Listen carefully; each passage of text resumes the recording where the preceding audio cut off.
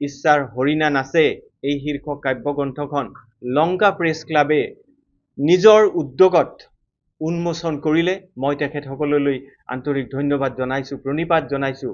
কাৰণ তেখেতসকলৰ এই লংকাৰ সমাজখনৰ প্ৰতি থকা যি দায়বদ্ধতা আৰু উত্তৰণমুখী প্ৰৱণতা, এই প্ৰৱণতাবোৰ ময়ো দেখি আহিছোঁ আৰু এই উত্তৰণমুখী প্ৰৱণতাত মোক অংশীদাৰ হিচাপে লৈ মোৰ কিতাপখন তেখেতসকলে উন্মোচন কৰাত মই ধন্য হৈছোঁ। পুনৰবাৰ তেখেতসকললৈ ধন্যবাদ জনাইছোঁ, শ্ৰদ্ধা যাচিছোঁ।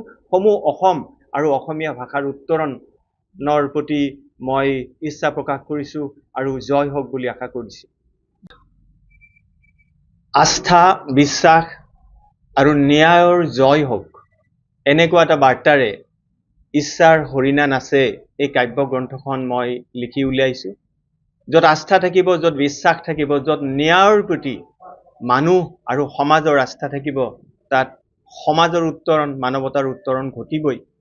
আমি যিবোৰ দেখি আহিছোঁ সমাজত বৰ্তমান অসূয়া, অশান্তি, সেই অসূয়া অশান্তিবোৰ পাৰ কৰি যাবলৈ হ'লে আমি প্ৰত্যেকেই নিজৰ ভিতৰত এটা বিশ্বাসজনিত ইচ্ছাৰ হৰিণা আমি জন্ম দিব লাগিব আৰু হৰিণাটোক আমি নাচিবলৈ, সমাজৰ উত্তৰণৰ হকে নাচিবলৈ, নচুৱাবলৈ এটা পৰিৱেশ তৈয়াৰ কৰি দিব লাগিব, য'ত মানুহ আৰু মানৱতাৰ জয় হ'ব।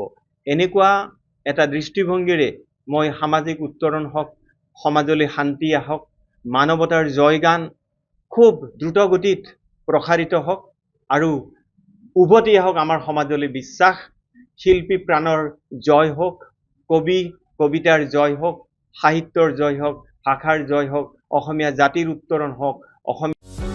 যিকোনো খবৰৰ বাবে যোগাযোগ কৰক আমাৰ এই নম্বৰত 9181 307 221।